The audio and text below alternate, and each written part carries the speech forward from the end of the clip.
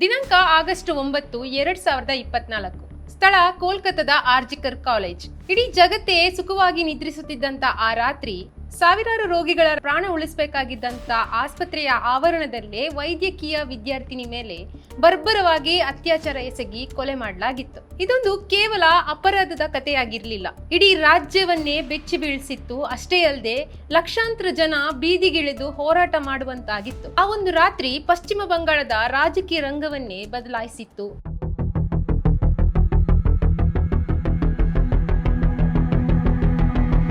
ಅಷ್ಟೇ ಅಲ್ಲದೆ ಪಶ್ಚಿಮ ಬಂಗಾಳ ಸಿಎಂ ಮಮತಾ ಬ್ಯಾನರ್ಜಿ ಅವರನ್ನು ಕೂಡ ತಲ್ಲಣಿಸಿತ್ತು. ಇದೀಗ ಆ ದುರಂತದಲ್ಲಿ ಮಗಳನ್ನು ಕಳೆದುಕೊಂಡಂತ ತಾಯಿ ನ್ಯಾಯಕ್ಕಾಗಿ ರಾಜಕೀಯ ರಂಗಕ್ಕೆ ಎಂಟ್ರಿ ಕೊಟ್ಟಿದ್ದಾರೆ. ರತ್ನಾ ದೇಬ್ನಾಥ್ ಆರ್ಜಿಕರ್ ಕಾಲೇಜಿನಲ್ಲಿ ನಡೆದಂತಹ ಘೋರ ಕೃತ್ಯದಲ್ಲಿ ದುರಂತ ಅಂತ್ಯ ಕಂಡ ಸಂತ್ರಸ್ತೆಯ ತಾಯಿ. ತಮ್ಮ ಮಗಳನ್ನು ಕಳೆದುಕೊಂಡ ನಂತರ ವರ್ಷಾನುಗಟ್ಲೆ ಮೌನವಾಗಿ ಹೋರಾಟ ಮಾಡಿದವರು. ತಮ್ಮ ಮಗಳಿಗೆ ನ್ಯಾಯ ಸಿಗುವವರೆಗೆ ತಾವು ಕೂದಲನ್ನು ಬಾಚೋದಿಲ್ಲ ಅಂತ ಶಪಥ ಮಾಡಿದವರು. ಸರ್ಕಾರ ನೀಡಿದಂತಹ ಪರಿಹಾರವನ್ನು ಕೂಡ ಸಾರಾಸಗಟವಾಗಿ ನಿರಾಕರಿಸಿದಂತ ಈ ಕುಟುಂಬ ಎಂದು ಅಧಿಕಾರದ ಆಸೆ ಪಟ್ಟವರಲ್ಲ. ಆದರೆ ಇದೀಗ ಇಂದು ಈ ತಾಯಿ ಬಿಜೆಪಿ ಅಭ್ಯರ್ಥಿಯಾಗಿ ಮತದಾರರ ಮುಂದೆ ನಿಂತಿದ್ದಾರೆ.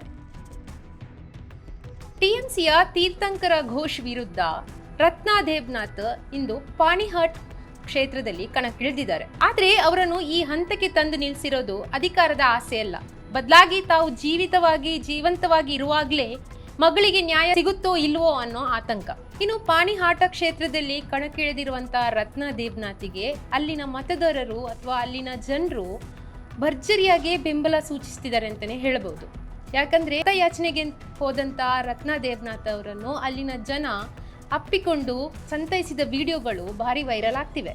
ಮಗಳನ್ನು ಕಳೆದುಕೊಂಡು ಇಷ್ಟು ದೊಡ್ಡ ನೋವನ್ನು ಅನುಭವಿಸುತ್ತಿರುವಂತ ಈ ತಾಯಿ ಗೆಲ್ಲಲೇಬೇಕು ಅಂತ ಅನ್ನೋದು ಅಲ್ಲಿನ ಸ್ಥಳೀಯರ ಒಂದು ಅಭಿಪ್ರಾಯವಾಗಿದೆ. ಸ್ಥಳೀಯ ಮಾಧ್ಯಮದ ಜೊತೆಗೆ ಮಾತನಾಡಿದಂತಹ ಮಹಿಳಾ ಮತದಾರರೊಬ್ಬರು ಹೇಳುವಂತೆ, ಒಬ್ಬ ತಾಯಿಗಾದ ನೋವು ಮತ್ತೊಬ್ಬ ಮಹಿಳೆಗೆ ಅಥವಾ ಮತ್ತೊಬ್ಬ ತಾಯಿಗೆ ಮಾತ್ರ ಅರ್ಥವಾಗಲು ಸಾಧ್ಯ. ಆಕೆ ಕಳೆದುಕೊಂಡಿರುವುದಕ್ಕಾದ್ರೂ ಆಕೆ ಗೆಲ್ಲಲೇಬೇಕು ಅಂತ ಹೇಳ್ತಿದ್ದಾರೆ. ಒಟ್ಟಿನಲ್ಲಿ ಇದೊಂದು ಕೇವಲ ವಿಧಾನಸಭಾ ಚುನಾವಣೆಯಲ್ಲ, ವ್ಯವಸ್ಥೆಯ ವಿರುದ್ಧ ಒಬ್ಬ ತಾಯಿ ನಡೆಸುತ್ತಿರುವ ಧರ್ಮಯುದ್ಧ ಅಂತಾನೆ ಹೇಳಬಹುದು. ಪಾಣಿಹಾಟ ಕ್ಷೇತ್ರದಲ್ಲಿ ರತ್ನಾ ದೇಬ್ನಾಥ್ ಅವರಿಗೆ ಮತದಾರರು ಬೆನ್ನೆಲುಬಾಗಿ ನಿಲ್ತಾರಾ ಅಥವಾ ತಮ್ಮ ಭದ್ರತೆಯ ದೃಷ್ಟಿಯನ್ನಿಟ್ಕೊಂಡು ಹೋರಾಟದ ಹಾದಿಯನ್ನು ಮರಿತಾರಾ ಅನ್ನೋದು ಈಗಿರುವಂತಹ ಕುತೂಹಲ. ಹೆಚ್ಚಿನ ಅಪ್ಡೇಟ್ಗಾಗಿ the federal Karnataka YouTube channel ಅನ್ನು ಸಬ್ಸ್ಕ್ರೈಬ್ ಮಾಡಿ. ನಮಸ್ಕಾರ.